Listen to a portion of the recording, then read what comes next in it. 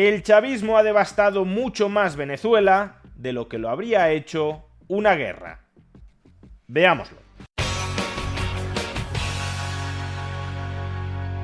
Es bien sabido que el chavismo ha supuesto la ruina para Venezuela, pero muchas veces cuando decimos esto no nos hacemos una idea de la magnitud de esa ruina, no nos hacemos una idea de cuánto ha llegado a empobrecer el chavismo a los venezolanos. Y en este sentido, para visualizar la magnitud de este empobrecimiento, baste con decir que el chavismo ha sido para Venezuela muchísimo peor que una guerra.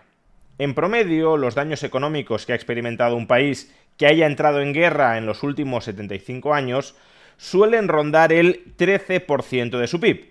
Es decir, que, en promedio, cuando un país entra en guerra, pierde aproximadamente la capacidad de producir el 15% de lo que venía produciendo antes de la guerra. Por supuesto, estas pérdidas del 13% del PIB son, como digo, pérdidas promedio. Si nos vamos a economías que han sido devastadas tras una guerra, sería el caso, por ejemplo, de Alemania tras perder la Segunda Guerra Mundial, los daños económicos son mucho mayores. El PIB de Alemania, tras salir derrotada, tras ser arrasada después de la Segunda Guerra Mundial, fue de alrededor del 66% de su PIB. Si tomamos precios de 2011, Alemania pasó de un PIB de 677.000 millones de dólares en el año 1944 a un PIB de apenas 228.000 millones de dólares en el año 1946. Es decir, que en el año 1946 solo producía un tercio de lo que había producido en el año 1944. Pues bien, como os decía al comienzo de este vídeo, los daños económicos ocasionados por el chavismo en Venezuela han sido mucho peores que los del promedio de las guerras de los últimos 75 años y también incluso peores que la devastación económica que experimentó Alemania tras perder la Segunda Guerra Mundial. Desde el año 2013, momento en el que alcanzó su mayor PIB, hasta el año 2020, momento en el que alcanzó su menor PIB durante el chavismo, la economía venezolana se contrajo en un 75%. Es decir, que en el año 2020 solo produjo el 25% de lo que venía produciendo en el año 2013. Y no es que en el año 2020 se experimentara una caída brutal como consecuencia de la pandemia, sino que el deterioro fue continuado desde el año 2013 al año 2020. Lo podéis ver en este gráfico. Tomando precios del año 2011, el PIB de Venezuela en el año 2013 fue de 538.000 millones de dólares. Y en el año 2020 apenas alcanzó los 138.000 millones de dólares. Como digo, una contracción del 75%. Muy superior a las pérdidas del 13% del PIB que típicamente han experimentado las economías que han entrado en guerra durante los últimos 75 años, e incluso superior a las pérdidas del 66% del PIB que sufrió Alemania después de perder la Segunda Guerra Mundial. Y a veces tendemos a pensar que el PIB meramente expresa magnitudes macroeconómicas totalmente disociadas de la realidad social de los países. Pero en verdad, el PIB, y más en particular el PIB per cápita, es decir, el PIB dividido entre la población del país, son el mejor proxy de que disponemos para medir, para aproximar la calidad de vida dentro de una sociedad. Y por eso este hundimiento del PIB, que también va de la mano de un hundimiento del PIB per cápita, engendró consecuentemente un estallido de la pobreza en Venezuela. En los años 2012-2013, aproximadamente el 9% de la población vivía en situación de pobreza extrema, que en Venezuela significa que el hogar no tiene ingresos suficientes para comprar la canasta básica de alimentos. Es decir, aún gastando todo lo que tienen para comprar alimentos básicos, no les alcanzan los ingresos para hacerlo. Años 2012-2013, el 9% de toda la población.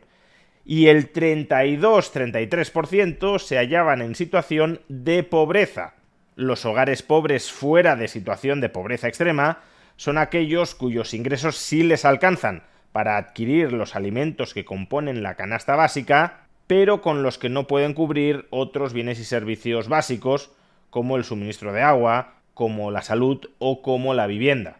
Pues bien, recordemos que desde el año 2013 el PIB de Venezuela se hunde un 75%, y eso supone un estallido de las cifras de pobreza. En el año 2021 el 76%, más de 3/4 partes de la población venezolana, vivían en pobreza extrema, es decir, ni siquiera tenían capacidad para comprar todos los alimentos que integraban la canasta básica. Y a su vez el 94% de toda la población, es decir, prácticamente todos menos los jerarcas del régimen, se hallaban en situación de pobreza.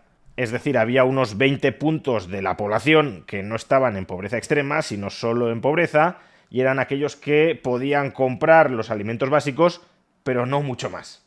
Algunos han tratado de explicar y justificar la magnitud de esta calamidad económica perpetrada por el chavismo, la mayor contracción de una economía en tiempos de paz de toda la historia de la humanidad, apelando a las sanciones económicas que le impuso Estados Unidos al gobierno de Nicolás Maduro. Sin embargo, la cronología no encaja en absoluto. Como vemos en el gráfico, la caída del PIB venezolano arranca en el año 2013, y no es hasta el año 2015 cuando comienzan a imponerse las primeras sanciones. Lo que sucede es que las sanciones de 2015, que por cierto fueron impuestas por Obama, apenas afectaban a los jerarcas del régimen. Eran sanciones de tipo político y económico contra el patrimonio personal de Maduro y de su banda de mafiosos. No afectaban, por tanto, al conjunto de la economía venezolana. No es hasta agosto de 2017 cuando sí empiezan las sanciones contra el conjunto de la economía venezolana. En concreto, en agosto de 2017, Trump prohíbe al Estado venezolano, incluyendo a PDVSA, que se endeude en dólares en los mercados financieros estadounidenses. No es que sea una sanción en sí misma devastadora, porque Venezuela podía endeudarse en dólares en el resto del mundo si es que había alguien que quería financiarla, pero sí es oficialmente la primera sanción que se produce contra el conjunto de la economía. Y a mediados de 2017 el PIB venezolano ya se había contraído aproximadamente un 33%. Es decir, ya había caído más del doble de lo que típicamente cae el PIB de las economías que están en guerra. Recordad, el 13%.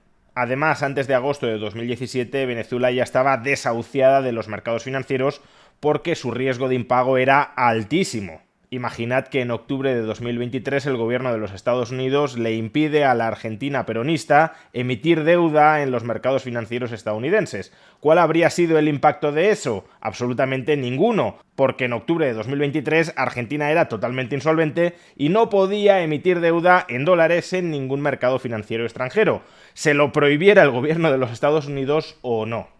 Las sanciones contra la economía venezolana que de verdad le hacen daño a la misma llegan en enero de 2019, cuando Donald Trump prohíbe la venta en el extranjero de petróleo venezolano. No es que Venezuela no pudiese venderle petróleo a China, pero la logística para hacerlo sí se encareció y dificultó muchísimo. Y por tanto ahí sí que cabe suponer que una economía tan dependiente del petróleo sufrió un duro golpe adicional como consecuencia de estas sanciones.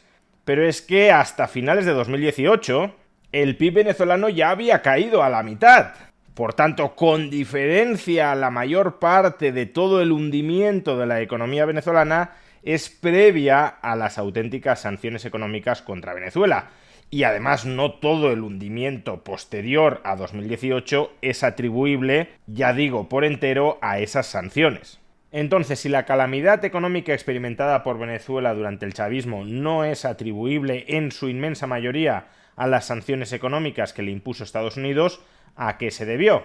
Pues básicamente a que Venezuela era y siguió siendo bajo el chavismo una economía tremendamente dependiente del petróleo.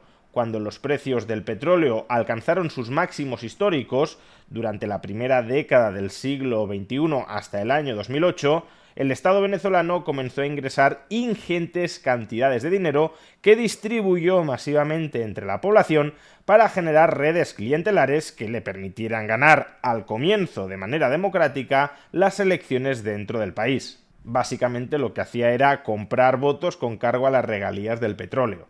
Pero ¿qué sucedió? Que todo ese dinero que iban ingresando no lo reinvertían ni en una menor cantidad en mantener en funcionamiento la industria del petróleo venezolana. Es decir, no amortizaban, no reponían el equipo de capital de la industria petrolera de Venezuela. Imaginad que yo tengo una vivienda en propiedad, que la arriendo y que cada mes me fundo íntegramente la cantidad que cobro en alquiler. Es decir, que no reinvierto ni una pequeña parte de esa renta a mantener la vivienda en un buen estado.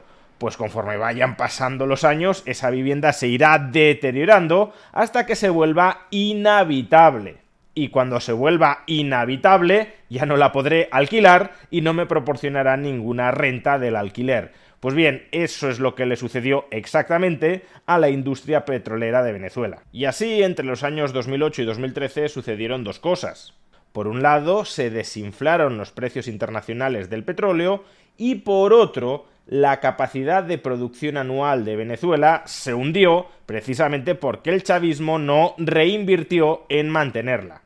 Precios del petróleo más bajos y menor producción petrolera significan menos ingresos para el Estado venezolano, que en lugar de recortar el gasto público para cuadrar las cuentas, para mantener el equilibrio presupuestario, decidió utilizar la emisión monetaria para financiar el gigantesco déficit público resultante.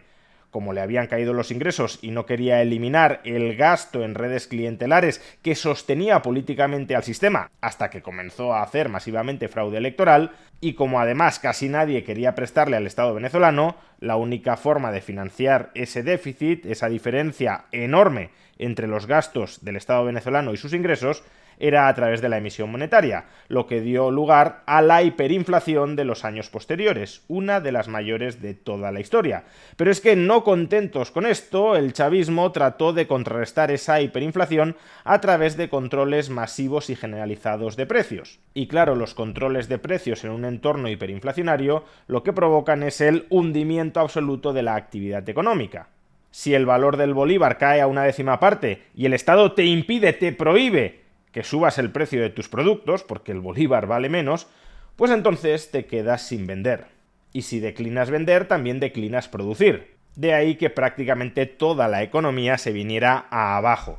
Y por eso el chavismo fue muchísimo peor que una guerra para Venezuela.